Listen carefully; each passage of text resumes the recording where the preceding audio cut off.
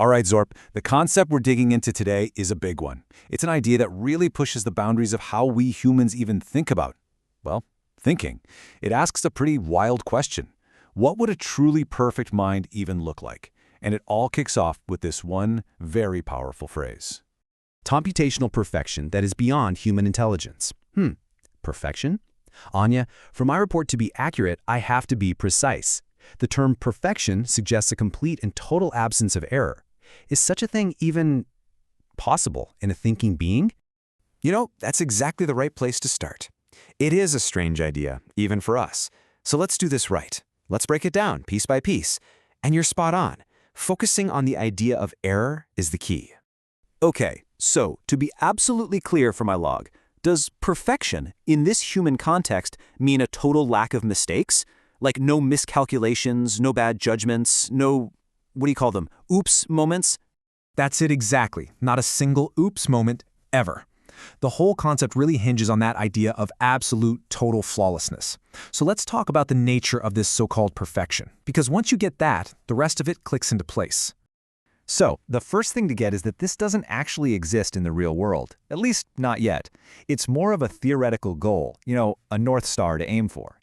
Imagine a way of processing information that is completely free from any kind of error, any bias, or any logical contradiction. It just always gets the best possible answer, every single time.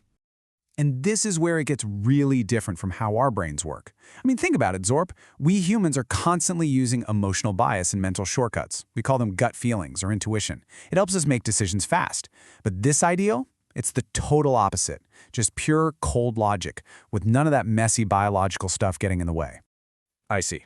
But that brings me to the second part of the phrase, beyond human intelligence. Are you simply saying it does all these perfect calculations at a much higher speed, or are you describing a fundamentally different kind of thinking? And you just hit on the biggest misunderstanding. So many people hear beyond and just think faster.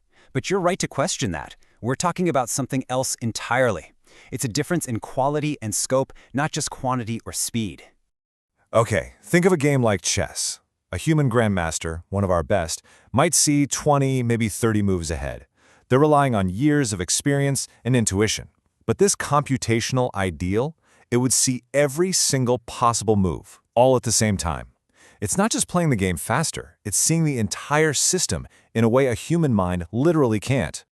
Then the conclusion I must draw from my report is, well, it's quite startling. If that is the definition of perfection, then by its very nature, your human way of thinking must be classified as inherently imperfect. Yes. By that very specific definition, you're right, Zorp. Our thinking is imperfect. And really getting your head around that gap, that great divide between the human mind and this theoretical ideal, is the whole point. It's not a criticism, by the way, just an honest observation about how we're built. I mean, just look at the words we use for our own intelligence. Creative, intuitive, adaptable. And funny enough, our so-called flaws, the fact that we make mistakes and have biases, are all tangled up with our greatest strengths. We create beautiful art because of a misunderstanding. We invent something new because we messed up the first time. The logical ideal, it can't do that. And maybe this is the simplest way to frame it. The computational ideal is the ultimate machine for finding the one correct answer to a problem. But human intelligence, well, we seem to be built to find or even create meaning, even when there isn't a clear answer at all. This is a very compelling point for my analysis, Anya, but it also introduces a paradox. If you humans manage to build a perfect intelligence designed to find all the right answers, then what is the purpose left for the original, imperfect one? For you? And that right there is the question that takes this whole thing out of computer science and drops it squarely into philosophy. If we ever actually build this perfect thing, what is left for us? What then are humans for? Look, the tough reality is this: for any problem that can be boiled down to pure logic, our job in finding the solution gets smaller and smaller. I mean, if there is one single optimal answer, a machine like this will find it way better and faster than we ever could. But our contribution just shifts. It's not about finding the answer anymore. It becomes about deciding which questions are worth asking to begin with.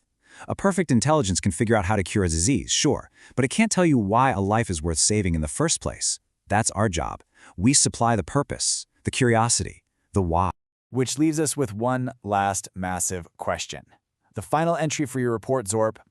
If we humans one day actually succeed in building perfection, we'll be forced, maybe for the very first time in our history, to truly define the value of our own messy, beautiful, and absolutely essential imperfection.